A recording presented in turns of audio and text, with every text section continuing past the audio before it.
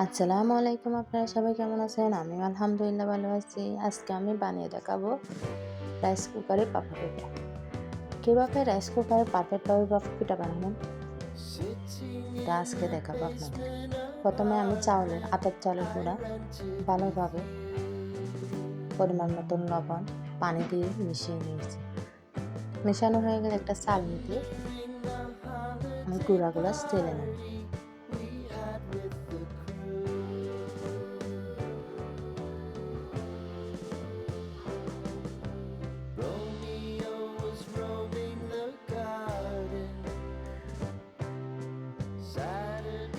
তো আমার গুঁড়াগুলো চালা হয়ে গেছে। এখন আমি রাইস কুকারে পরিমাণ মতো পানি বসিয়ে দিলাম।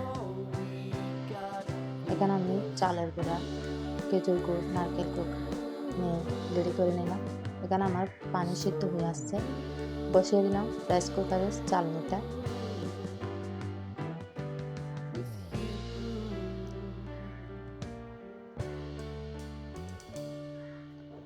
আমার গুড়গুলা হচ্ছে এই বছরের না, আগের বছরের খেজুরের গুড় ফ্রিজে ছিল, তাই একটু গলে গেছে। হয়তো আমি দিয়ে দিলাম রাইস কুকারে একটা পিঠা বড় দেখে।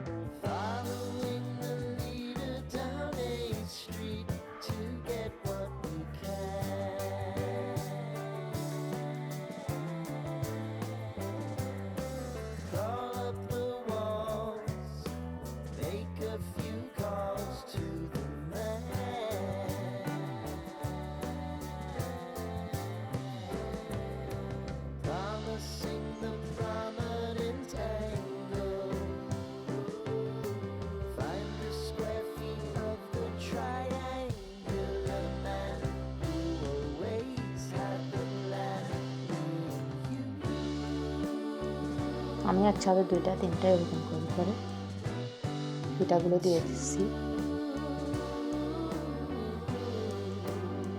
এই তো আমার পিঠা হয়ে গেছে।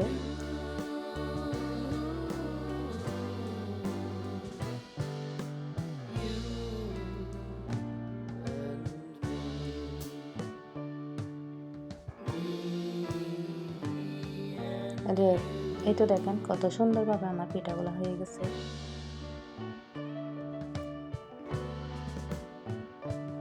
এই তো দেখেন আমি একে একে কতগুলো পিঠা বানিয়ে নিলাম।